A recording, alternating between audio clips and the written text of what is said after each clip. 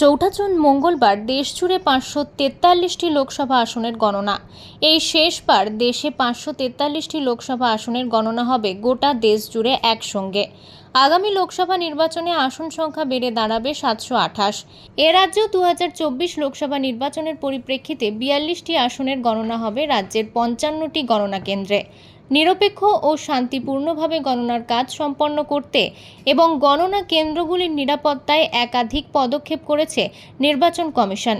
গণনা কেন্দ্রের বাইরে 200 মিটার পর্যন্ত জারি থাকছে 144 ধারা। গণনা কেন্দ্রগুলিতে ত্রিস্তরীয় নিরাপত্তা বলয় থাকছে। প্রথম পর্যায়ে থাকবে সংশ্লিষ্ট লাঠিধারী ও এএসআই পদমর্যাদার পুলিশ। দ্বিতীয় পর্যায়ে সশস্ত্র রাজ্য পুলিশ এবং এরপর বাকি গণনা কেন্দ্র ঘিরে তৃতীয় পর্যায়ে থাকবে কেন্দ্রীয় বাহিনী।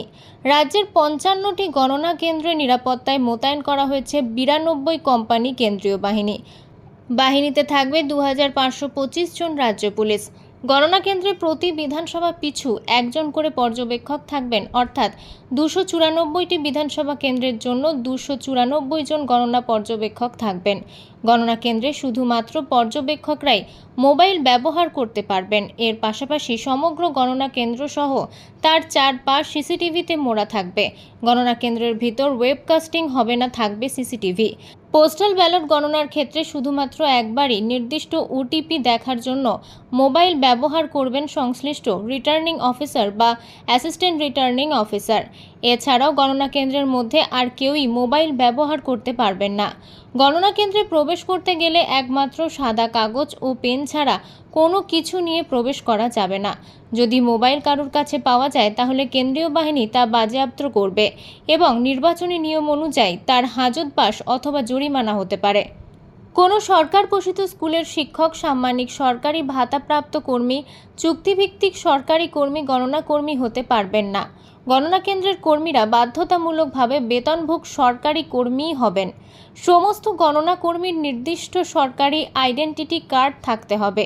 একমাত্র প্রার্থী অথবা তার নির্বাচনী এজেন্ট নিজস্ব লোকসভা কেন্দ্রে সব টেবিলে যেতে পারবেন। গণনা এজেন্টরা নির্দিষ্ট নম্বরের টেবিল ছাড়া অন্য টেবিলে যেতে পারবেন না।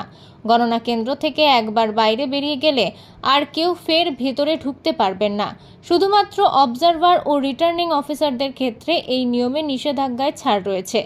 মিডিয়ার জন্য নির্দিষ্ট স্থান থাকবে গণনা কেন্দ্রে।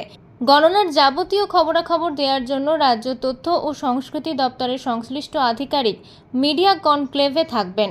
গণনা কেন্দ্রের ভিতর ছবি করার জন্য একবারই গণনা শুরুতে মিডিয়াকে ভেতরে প্রবেশ করতে দেয়া হবে। আগামী 4 জুন রাজ্যের 55টি গণনা কেন্দ্রে 2024 লোকসভা নির্বাচনে 42টি লোকসভা কেন্দ্রে 80,530টি ভোট কেন্দ্র সহ পোস্টাল ব্যালট গণনা।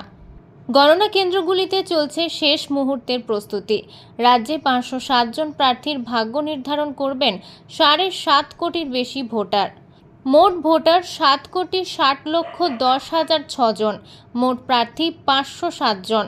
Strong room 394টি। গণনা কেন্দ্র 55টি।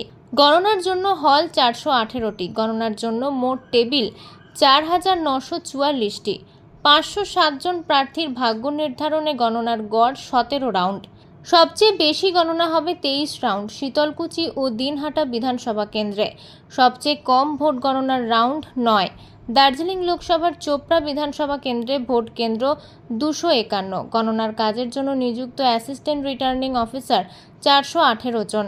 পোস্টাল ব্যালট এবং ইটিপিবিএস গণনার জন্য হল 86টি। 33,07,981টি। মাইক্রো অবজারভার সহ মোট গণনা কর্মী 25,000-এরও বেশি। গণনার প্রতিটি টেবিলে থাকবেন একজন সুপারভাইজার, একজন গণনা সহায়ক এবং একজন মাইক্রো অবজারভার। সবকিছু ঠিক থাকলে বেলা 1টার মধ্যেই আগামী 5 বছরের জন্য সকলের কাজে দেশের ভবিষ্যতের ছবিটা পরিষ্কার হয়ে যাবে। এখন দেখার বিষয় এই প্রথমবার জাতীয় নির্বাচন কমিশন যেখানে অনেকটাই সুষ্ঠু, অবাধ ও শান্তিপূর্ণভাবে ভোট পরিচালনা করতে সক্ষম হয়েছে, এই রাজ্যে সেখানে গণনা এবং গণনার পর পরিস্থিতিকে কতটা সুন্দরভাবে পরিচালনা করতে সক্ষম হয়।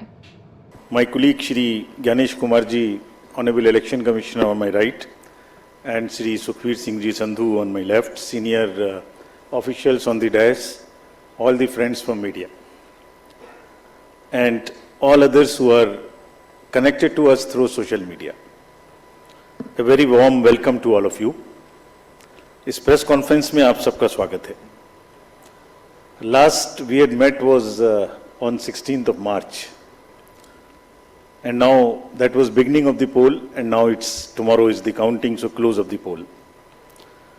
So on a lighter vein, on social media now you will see various memes with the taglines that perhaps Lapata gentlemen are back. So we were never out, we were always here. We chose to interact with you through our press notes. This was first time that we have issued close to 100 press notes, which has never been done ever. Advisories and all put together, it's total 100. So we have been interacting from behind the scene. So today we thought we'll come and talk to you about this incredible story of the general elections, and we'll also try and answer whatever had happened during these 7 phases, both positive, negative. So let's just go through this incredible journey of the 7 phases. How do we go about it is that what has been the magnitude, what has been the effort of all of us together. 4 M's की हमने बात की थी जब हम शुरू किए थे election, muscle, media, miss information. तो उन 4 M में MCC, उनमें क्या हुआ, कैसा रहा, आपको रिपोर्ट करेंगे. और काउंटिंग के बारे में जितनी बातें, उसकी प्रिपेयर्डनेस क्या है, उसके बारे में भी बात करेंगे. तो friends, it's a miracle what had happened. We'll try and talk about it more, and I'm sure all of you have been writing about it. All of you have visited the ground also, seen the polling stations for yourself, and have been part of us. We have walked together whatever had happened in these last 3 months. Let's see what had happened. So the first major story, we have created a world record of 642 million proud Indian voters. This is a historic moment for all of us, for the nation as a whole. 642 ever, anywhere in the world, in any of the electoral exercise. That's what is the number of voters. And this is just to give you some small statistics. This is 1.5 times of the voters of all G7 countries.